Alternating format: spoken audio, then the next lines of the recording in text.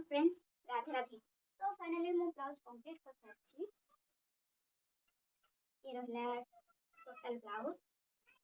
ये ब्लाउज मो पाखको पछर आसला। एटा होची सिंपल ब्लाउज। आ मो इति के हाथ रखिछि। एटा बैक में पाइपिंग ऐड करछि। और सेकंड एटा गोटे ब्लाउज ऑर्डर भी मो पाइपिंग ऐड करछि। और एटा शॉर्ट हाथ। एटा बैक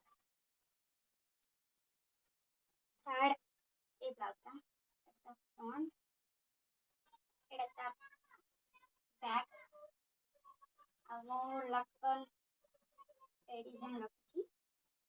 आमो हाथ ए टाइप रो डिजाइन रखिछि। फोर्थ ए ब्लाउज का जोड़ा बैक सिंपल अच्छी और मुझे पाइपिंग ऐड करछि शॉर्ट। तो आपण मानको ए चारटा ब्लाउज रो को ब्लाउज भल लागला मते निश्चय कमेंट रे जणेबे।